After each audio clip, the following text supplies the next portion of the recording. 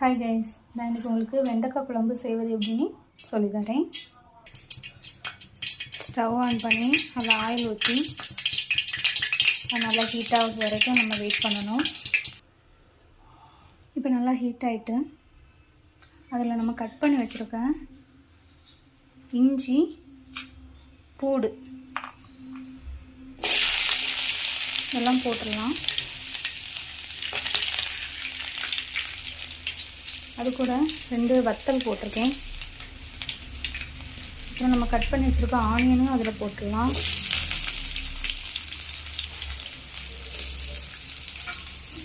நல்லா வதக்கணும்.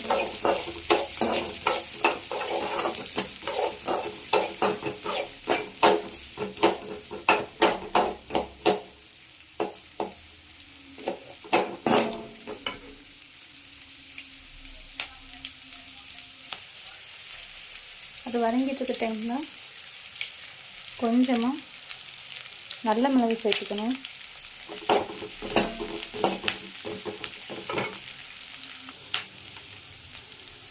இந்த மாதிரி வதங்க டைமில் நம்ம கட் பண்ணி வச்சுருக்க தக்காளி, நான் ஒரு தக்காளி சேர்த்துருக்கேன், சின்ன சைஸ் தக்காளி தான் சேர்த்துருக்கேன்.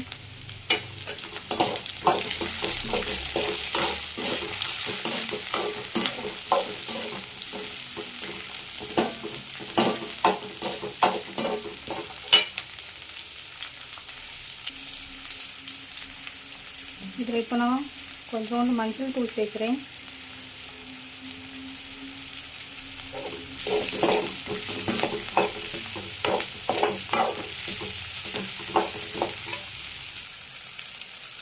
அப்புறம் ஒரு 1/2 டீஸ்பூன் மல்லித்தூள் சேர்க்குறேன்.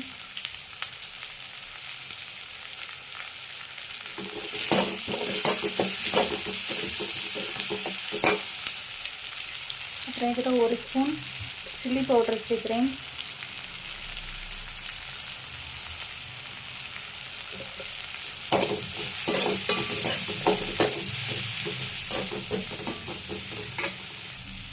இப்போ இதில் கரம் மசாலா 1 ஸ்பூன் சேர்க்குறேன். கரம் மசாலா வீட்டிலே பண்ணது தான், கடையில் வாங்கினதில்லை. இந்த மாதிரி நல்லா வதங்கணுன்னா நம்ம துருவி வச்சுருக்க தேங்காவை சேர்த்துக்கலாம். உங்களுக்கு தேவைக்கேற்ப சேருங்க. உங்களுக்கு கறி நல்லா கட்டியாக வேணும் அப்படின்னா நிறைய தேங்காய் சேர்க்கணும். மீடியமாக கொஞ்சம் லிக்விடாக இருந்தாலும் பிரச்சனை இல்லை அப்படின்னா கொஞ்சம் தேங்காய் சேர்த்தா போதும். உங்கள் டேஸ்ட்டுக்கு ஏற்ற மாதிரி நீங்கள் சேர்த்துக்கோங்க. நல்லா வதக்குங்க.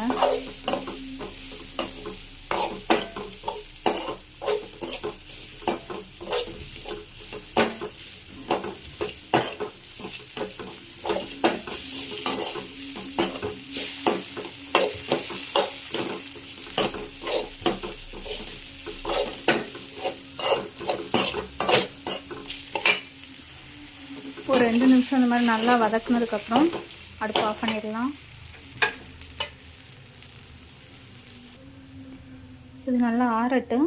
ஆறுனதுக்கப்புறமா நம்ம இதை மிக்ஸி ஜாரில் அரைக்கலாம். அது ஆற டைமில் நம்ம புளி கரைச்சி எடுத்துக்கலாம். நான் இந்தளவுக்கு புளி போட்டிருக்கேன். உங்களுக்கு புளிப்பு எவ்வளோ தேவையோ அதுக்கேற்ற மாதிரி புளி போட்டுக்கோங்க.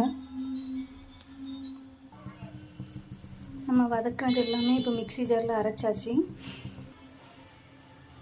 அடுப்பில் பேன் வச்சு ஆயில் ஊற்றிருக்கேன். நான் தேங்காய் எண்ணெய் இப்போ ஊற்றிருக்கேன். இதில் கொஞ்சமாக கடுகு ஆட் பண்ணுறேன். கடுகு நல்லா பொரிஞ்சு வரும். ஜீரகம் ஆட் பண்ணுறேன்.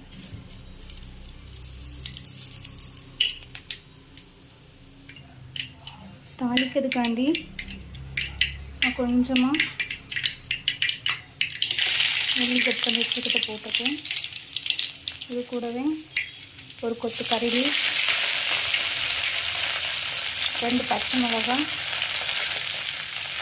போட்டு நல்லா வதக்குங்க.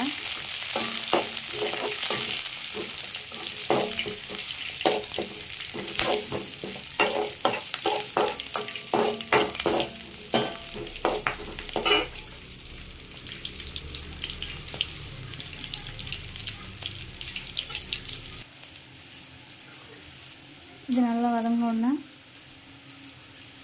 ஒரு 3 வெண்டைக்காய் கட் பண்ணி வச்சுருக்கேன், அதை அப்படி போட்டுருக்கேன்.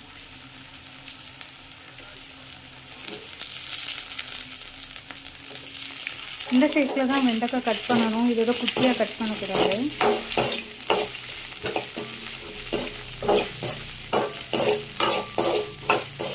வெண்டைக்காயில் உள்ள பிசுபிசுப்பு தன்மையெல்லாம் போகணும், அது வரைக்கும் நல்லா வதக்கணும். இப்போ அந்த வெண்டைக்காயில் உள்ள பிசுபிசுப்பு தன்மையெல்லாம் போயிட்டு இந்த டைமில் நம்ம என்ன செய்யணும், கரைச்சி வச்சுருக்க புளி தண்ணியை ஊற்றணும்.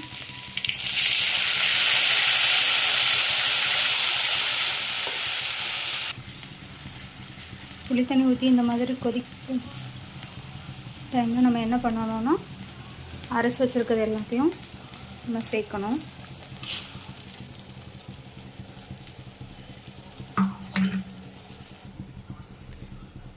அரைச்ச விழுது எல்லாம் நம்ம சேர்த்ததுக்கப்புறம் நமக்கு தேவைக்கேற்ப தண்ணி சேர்த்துக்கலாம்.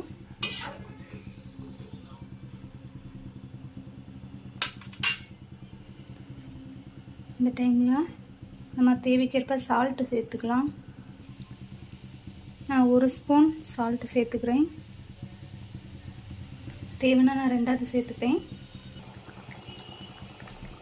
நல்லா கொதிச்சதுக்கப்புறமா கொத்தமல்லியை போட்டு ஸ்டவ் ஆஃப் பண்ணிடலாம். நம்ம வெண்டைக்காய் குழம்பு ரெடி ஆகிடுச்சு. Thank you friends.